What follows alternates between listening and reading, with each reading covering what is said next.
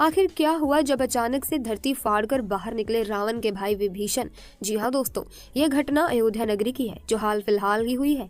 पिछले कुछ दिनों से हम सभी ये सुनते आ रहे हैं कि जब से राम मंदिर उद्घाटन का कार्य जितना समीप आ रहा है वैसे वैसे ही एक से एक घटनाएं भी सामने आ रही हैं, जिसमें सर्वप्रथम गिद्धों के झुंड की घटना सामने आई थी, उसके बाद वानरों के झुंड की और उसके बाद भालू के झुंड की घटना हमारे सामने आई थी। परंतु अब जो घटना सामने आई है वो बहुत ही अविश्वसनीय है, क्योंकि 8 चिरंजीवियों में से एक चिरंजीवी रावण के सगे भाई विभीषण जी अयोध्या में प्रकट हो चुके हैं। इसके बाद लोगों के मन में शंकाएं पैदा हो रही हैं कि ये क्या हो रहा है और आखिर ये कैसे हुआ।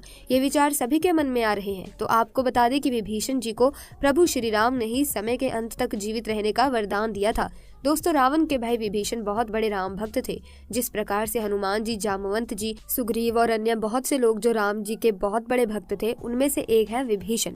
विभीषण जी जिन्होंने प्रभु श्री राम की मदद की थी रावण की मृत्यु करने में, क्योंकि एकमात्र विभीषण जी ही ये जानते थे कि रावण की नाभि में अमृत है, और वही एकमात्र सबूत था जिन्हें ये पता था कि वो अमृत सिर्फ और सिर्फ रावण की नाभि में है और रावण सिर्फ वही वार करने से मरेगा। अगर विभीषण जी उस वक्त श्री राम का साथ नहीं देते तो हो सकता था कि आज रामायण का इतिहास कुछ और ही होता। दोस्तों, यदि आप भी सच्चे सनातनी हैं, सच्चे हिंदू हैं, भगवान श्री राम के भक्त हैं, तो वीडियो को लाइक करके कमेंट सेक्शन में जय श्री राम जरूर लिखिए, पूरी श्रद्धा के साथ जरूर लिखिए, ताकि भगवान राम का आशीर्वाद आप पर और आपके परिवार पर सदैव बना रहे। अचानक अयोध्या में प्रकट हुआ रावण का पुष्पक विमान और राम मंदिर में काम कर रहे मजदूरों ने जब ये नजारा देखा तो सभी के पैरों तले जमीन खिसक गई। अयोध्या में इतने बड़े चमत्कार का होना सभी को आश्चर्य में डाल रहा है। कुछ लोगों ने इसके साक्षात दर्शन किए हैं। दोस्तों, 22 जनवरी 2024 को रामलला अयोध्या के नए भव्य मंदिर में विराजमान होंगे, लेकिन 10 जनवरी की रात कुछ ऐसा चमत्कार हुआ जिसे देखकर सभी मजदूरों के होश उड़ गए। जब रात्रि के समय सभी मजदूर अपना काम निपटाकर तंबू में सो रहे थे, उसी समय अचानक से उन्हें वहां कुछ हलचल महसूस हुई। संदीप नाम के एक मजदूर ने जब तंबू से बाहर झांक कर देखा तो उसे मंदिर के परिसर से कुछ अजीब सी पीली सी चीज चमकती हुई दिखाई दी। उसने अपने साथियों को जगाना चाहा, लेकिन कोई भी उसके साथ नहीं उठा, कोई भी उसके साथ नहीं आया। हिम्मत करके संदीप जब राम मंदिर परिसर में पहुंचा तो वहां का नजारा बहुत ही चौंकाने वाला था, क्योंकि वहां पर उसे एक बहुत ही दिव्य चमत्कारिक विमान दिखाई दिया जिसका आकार मोर के समान था, जो दिखने में काफी सुंदर और तेज से परिपूर्ण था, जो कि राम मंदिर परिसर में पिछले क्षेत्र में उतर रहा था। लेकिन उस विमान को कौन चला रहा था ये समझ नहीं आ रहा था, क्योंकि उस विमान में इतना तेज था कि सामान्य आंखों से नहीं देखा जा सकता था। लेकिन समझ में कुछ ऐसा आ रहा था मानो स्वयं साक्षात भगवान राम पुष्पक विमान के माध्यम से अयोध्या में उतर रहे हों। संदीप ने ये चमत्कार अपनी आंखों से देखा, लेकिन अचानक से वो बेहोश हो गया, क्योंकि वो उसके तेज को सहन नहीं कर पाया था। संदीप जब सुबह उठा तो वो उसी स्थान पर मौजूद था जब उसने अपने साथियों को रात्रि की पूरी घटना बताई तो सभी उसकी हंसी उड़ा रहे थे। लेकिन संदीप मन ही मन समझ चुका था कि प्रभु श्री राम अयोध्या आ चुके हैं। ये उसके लिए सौभाग्य था कि उसने इतना सुंदर दृश्य अपनी आंखों से देखा। दोस्तों, देश के अलग अलग हिस्सों में कई बार अजीब सी आकृति के विमान देखे गए हैं, जिनका संबंध कई बार तो एलियन के साथ जोड़कर भी देखा जाता है। यानी कि अयोध्या में उस रात्रि को मोर की आकृति का विमान देखना वास्तव में प्रभु श्री राम का ही कोई संदेश हो सकता है। लेकिन क्या ये विमान सचमुच में पुष्पक विमान है? इसकी आखिर क्या गारंटी है? इसे समझने के लिए हमें पुष्पक विमान के रहस्य को अच्छे से जानना पड़ेगा। दोस्तों, रामायण में पुष्पक विमान का जिक्र है जो पहले कुबेर के पास था। इसके बाद रावण ने उसे अपने सौतेले भाई कुबेर से लंका समेत बलपूर्वक हथिया लिया था। फिर रावण इसी के जरिए कहीं भी आता जाता था। रावण को हराने के बाद ये विमान श्री राम के पास आ गया, जिसके बाद इसी पुष्पक विमान से प्रभु श्री राम, माता सीता और लक्ष्मण अयोध्या पहुंचे। अब दोस्तों, कई हजारों सालों बाद एक बार फिर जब भव्य राम मंदिर का निर्माण हुआ है तो प्रभु श्री राम अपने भाई लक्ष्मण और माँ सीता के साथ एक बार फिर से अयोध्या धाम पहुंच रहे हैं, वो भी अपने इसी पुष्पक विमान पर, जिसका नजारा वहां के मजदूर अपनी आंखों से देख चुके हैं। दोस्तों, अयोध्या प्राण प्रतिष्ठा में भाग लेंगे देश विदेश से लाखों मुसलमान। क्या है पूरी खबर जानने के लिए बने रहिए वीडियो के अंत तक। दोस्तों, अयोध्या में राम मंदिर बनाने का काम तेजी से चल रहा है। राम मंदिर के उद्घाटन में प्रधानमंत्री नरेंद्र मोदी पहुंचने वाले हैं। ऐसे में अयोध्या के मुसलमान समुदाय ने उनके सामने एक बड़ी मांग रखी है। दोस्तों, हमारे पूर्वजों ने अपनी आंखों से हजारों मंदिरों को टूटते हुए देखा है, लेकिन हम बड़े भाग्यशाली हैं कि हमारे हमारे सामने राम मंदिर बन रहा है, लेकिन दोस्तों बहुत सारे मुस्लिम लोग हैं जो मंदिर निर्माण में अपना पूरा सहयोग कर रहे हैं। नगर कोतवाली के खालापार निवासी बीजेपी नेता मोहम्मद समर गजनी ने अपनी निजी संपत्ति राम मंदिर निर्माण में देने की घोषणा कर दी थी। जी हाँ दोस्तों, मोहम्मद समर गजनी ने अपनी लगभग 90 लाख रुपए की निजी संपत्ति को अयोध्या में बना रहे राम मंदिर निर्माण में देने के लिए मुख्यमंत्री योगी आदित्यनाथ से मुलाकात की और संपत्ति के कागज उनके द्वारा राम मंदिर ट्रस्ट के नाम कर दिया है, ताकि इस संपत्ति को बेचकर उसकी धनराशि राम मंदिर निर्माण में लगाई जा सके। दोस्तों, उन्होंने बताया कि हिंदू मुस्लिम के बीच प्यार पैदा करने के लिए उन्होंने ये फैसला लिया है। दोस्तों, दूसरी मिसाल भी अयोध्या से ही है। वहाँ का मुस्लिम समाज भगवान राम को अपना पैगंबर मानता है। अयोध्या में मुस्लिम समुदाय ने धार्मिक एकता का संदेश देते हुए राम नाम लिखकर दीप जलाए। इस बीच जिला पंचायत सदस्य बबलू खान ने कहा कि लंबे अरसे के बाद हमारे पूर्वज अपने महल में विराजमान होंगे। उन्होंने कहा कि 14 वर्ष वनवास काटने के बाद रामलला जब अयोध्या की धरती पर आए थे, तभी से दीपावली का त्योहार मनाया जाता है। इसीलिए इस बार दीपावली पर हम लोग हिंदू मुस्लिम सिख ईसाई सभी मिलकर दीपक जलाएंगे। जी हाँ दोस्तों, ये एकता की मिसाल अयोध्या के मुस्लिम ही दे सकते हैं। इसके अलावा उन्होंने कहा कि राम हमारे पूर्वज हैं और हम राम के वंशज हैं। हाँ, हम मानते हैं कि हम मुस्लिम हैं, लेकिन हम हमेशा से मुस्लिम नहीं थे और भगवान राम ही हमारे पूर्वज हैं। दोस्तों, अयोध्या के जितने मुसलमान हैं ना, वो भगवान श्री राम को अपना पैगंबर मानते हैं, अपना अन्नदाता मानते हैं, अपना राजा मानते हैं। जी हाँ, उनका मानना ये है कि उनकी रोजी रोटी का जुगाड़, उनकी रोजी रोटी भगवान राम के कारण ही चलती है। वहाँ पर जितने लोग मंदिर में दर्शन के लिए आते हैं, वो उन्हीं से व्यापार करते हैं। तो हुआ ना भगवान राम ही उनके अन्नदाता। तो दोस्तों, तीसरी मिसाल वाराणसी से है। दरअसल वाराणसी से एक मुस्लिम व्यापारी ने सफेद सूती कपड़े की बड़ी चादर पर गंगा की मिट्टी और पानी का इस्तेमाल कर श्रीमद् भागवत लिखा था। जी हाँ दोस्तों, इसमें हनुमान चालीसा भी लिखा था और उसके साथ अन्य ग्रंथों को भी लिखने की कोशिश कर रहे हैं, जिनका नाम इरशाद है। ज्यादा पुरानी बात नहीं है जब राम जन्मभूमि पर रामलला के अधिकार को खारिज करने वाले तंज किया करते थे कि मंदिर वहीं बनाएंगे पर तारीख नहीं बताएंगे। अब जब अयोध्या राम मंदिर के प्राण प्रतिष्ठा की तिथि 22 जनवरी 2024 सामने आ गई है, तो उनके पेट में मरोड़े उठ रहे हैं।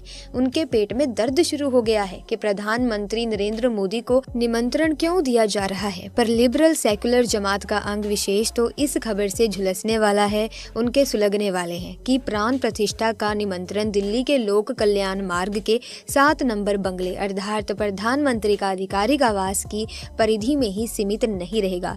ये देश के 5 लाख गाँव में घर घर तक पहुँचने वाला है। जी हाँ दोस्तों, केवल भारत ही नहीं, ये निमंत्रण विदेश में भी जाने वाला है। तो दोस्तों, बने रहिएगा वीडियो के अंत तक, क्योंकि इस वीडियो में हम लेकर आए हैं वो पूरी जानकारी जो रामलला के प्राण प्रतिष्ठा से संबंधित है। आइए पहले जानते हैं कि मुस्लिम समाज ने प्रधानमंत्री के अयोध्या निमंत्रण पर क्या कहा। दोस्तों, उत्तर प्रदेश की अयोध्या में बना रहे भव्य मंदिर का अगले साल 22 जनवरी को प्रधानमंत्री नरेंद्र मोदी उद्घाटन करेंगे। प्राण प्रतिष्ठा के बाद श्रद्धालुओं के लिए इसे खोल दिया जाएगा। वहीं दूसरी ओर धनीपुर में अभी तक मस्जिद का निर्माण कार्य शुरू नहीं हुआ है, जिसे लेकर मुस्लिम समुदाय में नाराजगी है। इंडियन मुस्लिम लीग के अध्यक्ष मोहम्मद इस्माइल अंसारी ने पीएम मोदी से गुजारिश की है कि मस्जिद का जो निर्माण रुका हुआ है उसे आगे बढ़ा दें। वहीं दूसरी ओर जमीयत ने कहा है कि प्रधानमंत्री को किसी धार्मिक समारोह में शामिल नहीं होना चाहिए। प्रमुख मुस्लिम संगठन जमीयत उलेमाई हिंद ने शुक्रवार को कहा कि पीएम मोदी को अयोध्या या किसी भी स्थान पर आयोजित होने वाले धार्मिक समारोह में शामिल नहीं होना चाहिए। मौलाना महमूद मदनी के नेतृत्व वाले जमीयत में ये टिप्पणी उस समय की है जब श्री राम जन्मभूमि तीर्थ क्षेत्र न्यास ने बुधवार को प्रधानमंत्री मोदी को अयोध्या में राम मंदिर के प्राण प्रतिष्ठा समारोह में शामिल होने के लिए निमंत्रण दिया। समारोह 22 जनवरी को होने की उम्मीद है। जमीयत की ओर से जारी बयान में महमूद मदनी ने कहा कि हम स्पष्ट रूप से ये कहना चाहते हैं कि अयोध्या विवाद में सुप्रीम कोर्ट ने जो फैसला लिया था, हम उसको सही नहीं मानते हैं। दोस्तों, यही है उनके पेट की मरोड़, यही है जलन जो उन्हें चैन की सांस नहीं लेने दे रहा है। दोस्तों, उन्होंने आगे बताया कि फैसले के तुरंत बाद हमने अपनी स्थिति स्पष्ट कर दी थी कि ये गलत माहौल में और गलत सिद्धांतों के आधार पर दिया गया है, जो कानूनी और ऐतिहासिक तथ्यों के विरुद्ध है। मदनी ने आगे कहा, ऐसे में देश के प्रधानमंत्री को किसी भी पूजा स्थल के समारोह के लिए बिल्कुल नहीं जाना चाहिए। दोस्तों, ये कुछ और नहीं है, वो पेट की मरोड़ यही है, वो जलन यही है जो उन्हें चैन से नहीं सोने दे रही, चैन से बैठने नहीं दे रही।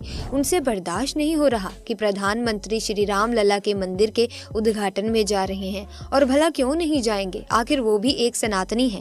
देश का हर हिंदू राम लला के मंदिर का इतने दिनों से इंतजार कर रहा था, और अब जब मंदिर बनकर तैयार हो गया है, प्राण प्रतिष्ठा की तिथि भी आ गई है, तो अब भला क्यों नहीं जाएंगे। कोई उन्हें नहीं रोक सकता। और अयोध्या तो केवल झांकी है, अभी तो काशी और मथुरा दोनों बाकी हैं, और वो दिन भी जरूर आएगा। सोच के देखिए दोस्तों, उस दिन इन लोगों की क्या हालत होगी। तो दोस्तों, आइए अब जानते हैं श्री राम लला के मंदिर से संबंधित उद्घाटन के कार्यक्रम के बारे में। दोस्तों, श्री राम जन्मभूमि तीर्थ क्षेत्र ट्रस्ट के सदस्य कामेश्वर चौपाल ने बताया कि राम मंदिर के अनुष्ठान का कार्यक्रम अयोध्या में 16 जनवरी 2024 से शुरू हो जाएगा। 22 जनवरी को प्राण प्रतिष्ठा होगी।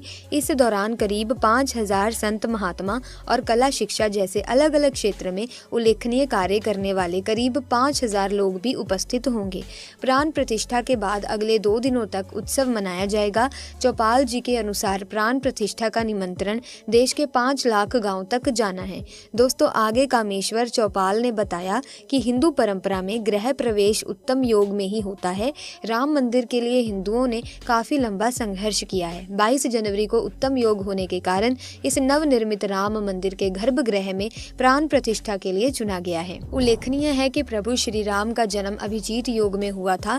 अन्य तिथियों के मुकाबले ये योग 22 जनवरी को लंबे समय तक रहेगा। यही कारण है कि प्राण प्रतिष्ठा के लिए इस तिथि को सबसे उपयुक्त माना गया है। दोस्तों, आपके मन में अब ये सवाल आ रहा होगा कि हम लोग भव्य राम मंदिर में कब से दर्शन कर सकेंगे। दोस्तों, कामेश्वर चौपाल ने बताया कि 25 जनवरी 2024 से आम लोग भी भव्य राम मंदिर में प्रभु श्री राम का दर्शन कर पाएंगे।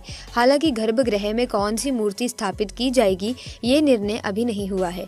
3 अलग अलग मूर्तियों का निर्माण किया जा रहा है।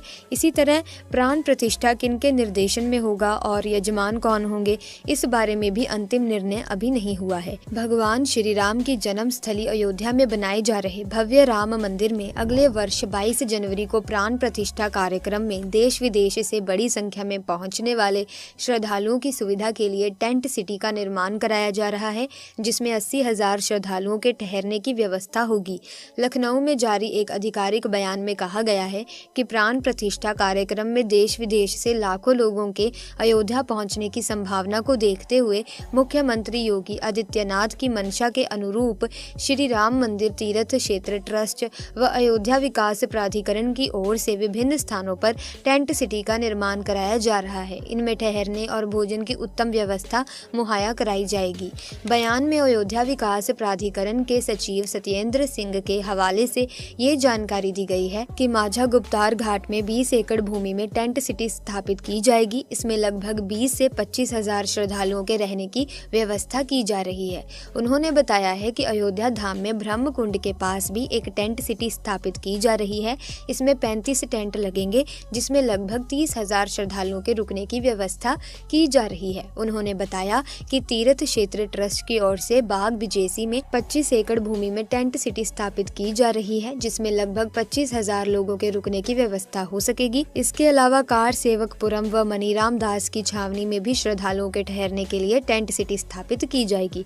सत्येंद्र सिंह ने बताया कि 22 जनवरी को प्राण प्रतिष्ठा के समय कड़ाके की ठंड रहेगी। ऐसे में यहाँ आने वाले श्रद्धालुओं को ठहरने के लिए टेंट सिटी स्थापित की जा रही है। शीतकाल में प्राण प्रतिष्ठा महोत्सव को देखते हुए टेंट सिटी का निर्माण इस प्रकार किया जाएगा कि श्रद्धालुओं को ठंड से राहत मिल सके।